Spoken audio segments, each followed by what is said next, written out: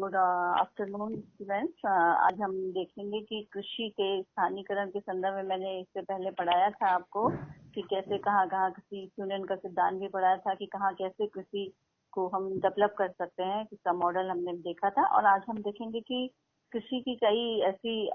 Technology है जिसके आधार पर हम कृषि कार्य करते हैं, तो कैसे कहाँ कृषि की जा सकती है। तो कृषि के जो स्थानीयकरण के सिद्धांत के अलावा हमारे पास एक शिफ्टिंग कल्टीवेशन एक टेक्निक्स है जिसके आधार पर कृषि कार्य किया जाता है, और उसको हम कहते हैं स्थानांतरी कृषि या कहते हैं शिफ्टिंग कल्टीवेशन, या उसको कहा जाता है झूमिंग कृषि प्रणाली। सुना होगा आप लोगों ने नाम कई बार। यस जीके की क्वेश्चन में भी आता है कि किसे कहा जाता है। तो आज हम ज्योग्राफी के एस्पेक्ट से देखेंगे कि झूमिंग कृषि प्रणाली या स्थानांतरण कृषि प्रणाली या शिफ्टिंग कल्टीवेशन क्या है। ठीक है, तो आज जो है वनस्पति, आप जानते हैं कि शिफ्टिंग कल्टीवेशन आज बहुत प्राइमरी स्टेज से लोग कृषि कार्य करते आ रहे हैं। जब हम बिल्कुल स्टार्टिंग प्राइमरी स्टेज में थे तो हम जंगलों को काटते थे और वहाँ पे कृषि कार्य किया जाता था। और इसलिए कि कहा जाता है कि जहाँ पे जंगल सराउंडिंग एरिया में अगर जंगल होंगे तो वहाँ पे उस जगह पे जो है भूमि जो है उपजाऊ होती है, कृषि कार्य करने से पर हेक्टेयर प्रोडक्टिविटी बढ़ जाती है। यानी कि आप खेत में जो पर हेक्टेयर कृषि कार्य करेंगे तो उसमें उत्पादन जो है बहुत ज्यादा होता है। इसीलिए वनों को जो है कृषि की ढाई माँ यानी कि फॉस्टर मदर ऑफ एग्रीकल्चर कहा जाता है। फॉरेस्ट को forest is foster mother of agriculture के नाम से भी जाना जाता है। तो हम ये सब चीजें प्राइमरी समय से ही, बिल्कुल हम जिस समय हमने कृषि कार्य करना सीखा था उस समय से ही जंगल काटा जाता था और उनकी जगह पर कृषि कार्य किया जाता था। तो आप सब समझ ही रहे होंगे कि वनों को जो काट कर उस जगह पर कृषि कार्य किया जाता है उसको हम कहते हैं शिफ्टिंग कल्टीवेशन। ठीक है, तो समझ रहे हैं आप लोग? यस तो आप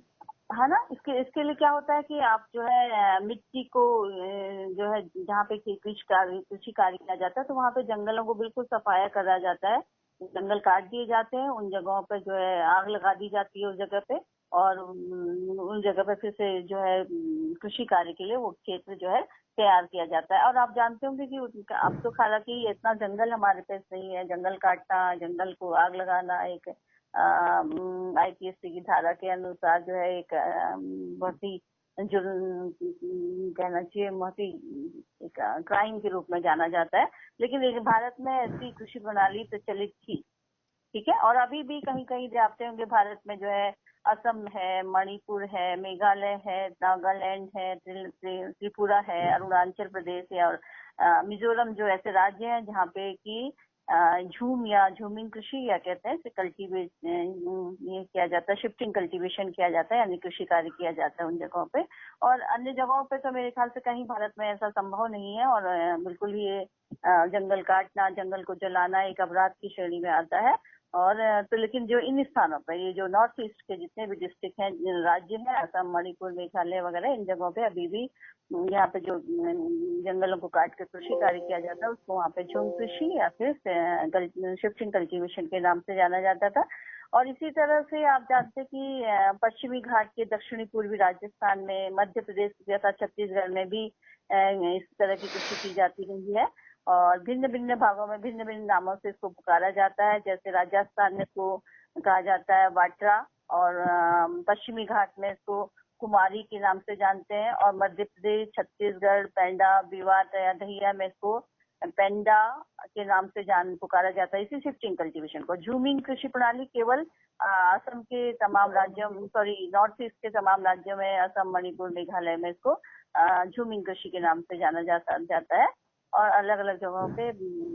राजस्थान में वाटरा और छत्तीसगढ़ में देपा, दाहिया और आदि नामों से इसको जाना जाता है। इसी तरह से भारत के उत्तर पश्चिम पूर्वी भाग में स्थानांतरित कृषि के जो की जाती है उसमें मुख्यतः जब कृषि कार्य किया जाता है उसमें जो कृषि के जो खेती के लिए जो जमीन की तैयार की जाती है जंगलों को काट के, उसमें पहाड़ी ढाल या किसी वन्य क्षेत्र को खास करके चुना जाता है और उसमें वनों को काट कर या उसको जलाकर साफ कर दिया जाता है। और इसके अलावा सूखी लकड़ी को जलाकर राख में परिवर्तन कर दिया जाता है। समझ रहे होंगे आप, जंगल जब काट दिया जाता है वो राख में खुद ही कन्वर्ट हो जाता है। और साथ ही इस जगह पर जहाँ पर ये शिफ्टिंग कल्टीवेशन करते हैं या झूमिंग कृषि प्रणाली का कार्य नॉर्थ ईस्ट के राज्यों में किया जाता है, देवी देवताओं की पूजा करना तथा बलि देते हैं उस जगह पे। और फिर उसके बाद ये सब करने के बाद जमीन खोद कर बीज बोया जाता है और फिर खरपतवार जो भी जंगली घास वगैरह वहाँ पे उग जाती है उसको साफ किया जाता है और फसल को काटना तथा अनाज को उस जगह से प्राप्त करते हैं और उसके बाद जो है ये उत्सव मनाते हैं। जब ये फसल कट बो के तैयार हो जाती है तो जब फसल कट जाती है तो उस जगह पे जब फसल उनके पास घर में आ जाती है तो वहाँ पे वो उत्सव के रूप में ही अपनी पार्टी वगैरह करते हैं। और उसके बाद क्या होता है कुछ टाइम पर ये लगातार उस क्षेत्र की कृषि कार्य करते हैं और उसके बाद क्या करते हैं उस जगह को फिर छोड़ देते हैं। ये नहीं कि अगले साल अगली बार 2-3 साल बाद फिर वो करेंगे, दो मैक्सिमम 2 या 3 साल में एक जगह पर वो लोग रुक के खेती करते हैं और उसके बाद उस जगह को बिल्कुल पड़ती छोड़ देते हैं, यानी कि फैलो लैंड के रूप में उसको कन्वर्ट कर देते हैं और उसको छोड़ देते हैं, यानी कि पट्टी छोड़ देते हैं। और इन सभी क्रियाओं से पहले क्रिया जो करते हैं भूमि का चुनाव सबसे पहले करते हैं कि किस जगह पर कृषि कार्य करना है और किस जगह का जंगल साफ करना है, कहाँ पे कृषि कार्य करेंगे। और सामान्यतः आप जानते हैं उस क्षेत्र में जो है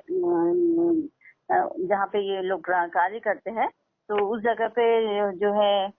कबीले यानी कि घर के जो लोग होते हैं परिवार के मुख्य लोग और कबीले उस जगह के आसपास के सराउंडिंग पूरे गांव का कबीले का जो मुख्य होते हैं बड़े लोग होते हैं दिसंबर या जनवरी के महीने में इस तरह की कार्य करते हैं कि चुने स्थान का चुनाव करते हैं, वहां आग लगाते हैं, किस जगह को चुनना है और इन सब चीजों को करने के बाद देवी देवताओं की पूजा करते हैं और उसके बाद इस तरह का कृषि कार्य मतलब यानी कि समझिए पूरे नॉर्थ ईस्ट एरिया में जो भी इस तरह के लोग रहते हैं वहाँ पे असम में, मणिपुर में, मेघालय, नागालैंड वगैरह में तो ट्राइब्स मोस्टली इस तरह के हैं जो कि इस कार्य में संलग्न रहते हैं। तो ये दिसंबर के महीने में इस तरह का कार्य किया जाता है और भूमि का चुनाव मुख्यतः मिट्टी की उर्वरता के अनुसार करते हैं। उनको अंदाज आता है कि कहाँ पे यहाँ पे उपजाऊ भूमि, यहाँ पे अच्छी फसल होगी तो भूमि का चुनाव करने में कैसे उसकी लैंड की प्रोडक्टिविटी का खास ध्यान रखते हैं वो लोग। और मिट्टी की उर्वरता, उसके रंग तथा उसकी संरचना कैसे कहाँ पे कैसे उपजाऊ मिट्टी है इसके लिए भी उसकी मिट्टी के कलर को देख के उसकी संरचना को, टेक्सचर को देख के समझ जाते हैं कि यहाँ पे इस बार कृषि कार्य करना है। और ये पूरा इलाका जो है कबीला ही यहाँ पे जो अपने उस कबीले के खास तरह की खास जनजाति के लोग वहाँ पे हैं तो वो जो है उस एरिया को साफ करते हैं खुद ही और उस पूरा परिवार जो है इस कार्य को करने में जो है साथ देता है। और परिवार को भूमि का आवंटन करते समय परिवार का आकार तथा अच्छा देखिए पूरा गांव अगर है तो पूरे परिवार में देखते हैं कि हर गांव में कितने परिवार हैं, उन परिवार में कितने लोग एक परिवार के अंदर है, उसके आधार पर भूमि का जो है आवंटन यानी कि पूरी पहाड़ी में उन्होंने आग लगा दी तो पूरा गांव जो है उस कबीले का मुखिया उस परिवार के मेंबर्स के आधार पर तय करता है कि किस परिवार को पर हेक्टेयर कितनी भूमि दी जाए कृषि कार्य करने के लिए। ठीक है। इसके अलावा झूमिया खरपतवार वो जानते हैं जो घास जंगली उग जाती है वो हटाने के लिए और पशुओं से जंगली जानवरों से खेती को बचाने के लिए वो क्या करते हैं सराउंडिंग एरिया में बांस की बाउंड्री बना देते हैं। और अधिकांश झुमिया जो है अपने खेत में ही जहाँ पे उनका खेत होते हैं जिनको मिलते हैं उनको मुखिया के द्वारा बांटा जाता है पूरी पहाड़ी को तो उन जगहों पे झोपड़ी बनाकर रहते हैं और फसलों की जंगली जानवरों से खुद ही देखभाल करते हैं। तो ये खास तरह की कृषि प्रणाली जो है भारत के पश्चिमी नॉर्थ ईस्ट राज्यों में पाई जाती है। और झूमिया एक ही खेत में कई तरह की यानी कि मिश्रित कृषि प्रणाली जो कहना एक ही खेत में जो उसके पास मिलता है उसको कई तरह की कृषि उसमें कार्य करता है यानी कई तरह की फसलों का उसमें उत्पादन किया जाता है। और मुख्यतः जो है जो चावल है, मक्का है, दाल आदि उगाई जाती है इन क्षेत्रों में। और नकदी फसल जो होती है यानी कि क्रॉप जिसको कहा जाता है नकदी फसल उसको जो है कम बोया जाता है फिर भी अरंडी का तेल है, तिल है, केला है, तंबाकू, कपास, अनानास आदि फसलों की कृषि इन क्षेत्रों में खासकर की जाती है। और त्रिपुरा जो नॉर्थ ईस्ट का महत्वपूर्ण राज्य है उसमें पटसन की खेती की जाती है और सब्जियों में सोयाबीन तथा फलीदार सब्जियां और इसके अलावा आलू है, ककड़ी है, अरबी है, मिर्च है, प्याज, पत्तेदार फसलें यहाँ पे बोई जाती है। और विभिन्न फसलों के पकने का समय भिन्न भिन्न होता है तो इसलिए लोग वर्ष में 6 से 9 माह तक जो है कृषि से भोजन प्राप्त कर लेते हैं। और शेष अवधि में जिस समय भोजन जब कृषि का से उत्पादन नहीं होता 9 महीनों के अतिरिक्त उस टाइम पीरियड में ये लोग जंगली जानवरों का शिकार करते हैं, मछली का करते हैं और जो है इस तरह से अपने भोजन की व्यवस्था करते हैं। और झूमिया की जो संख्या है में वृद्धि के कारण जो है वर्तमान समय में क्या हो रहा है कि ये इस तरह से जो हमारे नॉर्थ ईस्ट में राज्य में झूमी कृषि प्रणाली करने वाले जो हमारे ट्राइब्स हैं उनकी जो जनसंख्या में भी निरंतर वृद्धि हो रही है। तो जो है कृषि भूमि जो आप जो काटना है वो आप सब जानते हैं, फॉरेस्ट के लॉज हैं उसके अकॉर्डिंग कठिन हो रहा है। इनको ज्यादा डिमांड हो रही है जमीन कृषि प्रणाली के लिए, क्योंकि पॉपुलेशन में वृद्धि हो रही है। तो धीरे धीरे क्या हो रहा है कि थोड़ा सरकार का भी ध्यान है, उन लोगों को पढ़ाई की ओर अन्य चीजों में अट्रैक्ट किया जा रहा है सरकार की ओर से, उनको मुख्य धारा में लाया जा रहा है। तो इसलिए जो है धीरे धीरे ये प्रणाली अब कम होने लगी है। और झूम जो चक्र है, जो झूम साइकिल भी जिसको कहते हैं, 10 बार से घटकर 6-7 वर्ष हो गया, पूरे 10 वर्ष तक लगातार एक जगह करते, तो अब 6-7 वर्ष तक करते हैं और ज्यादा नहीं कर पाते ये लोग। और जो मिजोरम में कृषि के लिए हर वर्ष नई भूमि साफ की जाती थी, लूसिया प्रजाति की जो वहाँ पे जनजाति है, बांस के जंगलों को 2-3 वर्ष में जंगलों में रहकर उसको जो बांस के जंगल है उनको काटकर 2-7-8 वर्ष तक जो है उसको खाली रखते थे और उस जगह पे फिर से जो है 2 से 17 वर्ष तक जो है वहाँ पे कृषि कार्य करते थे। और झूम कृषि से जो है परिवर्तन से कृषि जलवायु संबंधी परिस्थितियों में और सामाजिक संगठन के अनुसार होता था उनका, वैसे ही जो मैंने आपको पहले बताया था कि मुखिया ही उनके आधार पर उनको उनका विभाजन करता था। इसी तरह भारत के जिन प्रदेशों में स्थानांतरित कृषि की जाती है वहाँ पर अर्थव्यवस्था बहुत ही पिछड़ी है। आप सब जानते हैं, क्योंकि जंगल काटना और सब काटना कितना कठिन कार्य है। तो उस टाइम पीरियड में ये अभी भी जिनकी आर्थिक स्थितियां बहुत ही खराब है, जंगलों में वो लोग रह रहे हैं, अपना पूरा भरण पोषण इसी कृषि पर उनका निर्भर है। तो जो है पिछड़ा हुआ राज्य जहाँ पे है उन जगहों पे भी ये अभी भी नियमित रूप से चल रही है। और जो लोग या जाने की जो कुछ लोगों ने पढ़ाइयाँ शुरू कर अपनी एजुकेशन की ओर ध्यान दिया है, सरकार ने उनकी ओर ध्यान डेवलप कराया है, तो इस जगह पे जो है अब धीरे धीरे कृषि व्यवस्था में चेंज आ गया है, लोग अन्य क्षेत्रों की ओर ध्यान होने लगा है। और जहाँ पे अभी भी अर्थव्यवस्था जहाँ पे नहीं की है तो वहाँ पे अन्य चीजों की ओर भी ध्यान नहीं गया है लोगों का, तो उसी पर निर्भर है। तो अभी भी वहाँ पे बंद तो नहीं हुआ है, लेकिन अभी भी वहाँ पे जो कुल पॉपुलेशन जो है ट्राइब्स की है उसमें से आधी से ज्यादा पॉपुलेशन अभी भी जो है कृषि की प्रणाली में संलग्न है। और जो है इसका भविष्य आप जानते हैं खुद ही कि अगर वो मुख्य धारा में आ जाते हैं, उनकी एजुकेशन की व्यवस्था होती है, भोजन और उसकी व्यवस्था खुद ब खुद हो जाती है, अगर वो पढ़े लिखे होते नहीं अपना कार्य करते, तो जो है इस तरह की कृषि प्रणाली देश के आर्थिक विकास के लिए भी, क्लाइमेटिक दृष्टिकोण से भी, यानी कि जलवायु के दृष्टिकोण से भी हम प्रतिवर्ष जो है हम लोगों का जो टारगेट रहता है कि प्लांटेशन किया जाए, फॉरेस्ट जाया जाए, फॉरेस्ट फायर से जो है क्लाइमेटिक जो एडवर्स कंडीशन डेवलप हो जाती है उनसे बचाया जाए। तो उसकी ये प्रणाली अपने आप में एक हमारे लिए मुश्किल पैदा करती है कि हम क्लाइमेटिक कंडीशन में अपनी जो कार्बन बन नुकसानदेह या हार्मफुल गैसेस डाल रहे हैं वो हमारे लिए हार्मफुल है, पूरे विश्व के लिए, ओजोन लेयर के लिए, पर्यावरण के लिए नुकसानदेह है। तो धीरे धीरे इनको इस टेक्नोलॉजी यानी कि कृषि प्रणाली से सरकार जो है हटा रही है, उनको अन्य मुख्य धारा में जोड़ा जा रहा है। तो ये धीरे धीरे अभी प्रैक्टिस बंद तो नहीं है लेकिन अभी चल रही है। तो पूरे पश्चिमी भारत में खास तरह की नॉर्थ ईस्ट इंडिया में जो इस तरह की कंडीशन अभी भी या इस तरह की कृषि प्रणाली अभी भी निरंतर जारी है। और जो स्थानांतरित कृषि का जो भविष्य है उसके संदर्भ में हम थोड़ी चर्चा करते हैं कि आप सब समझते हैं स्थानांतरित कृषि मृदा अपरदन तथा वनों का ह्रास होता चला जाता है। हर साल आपने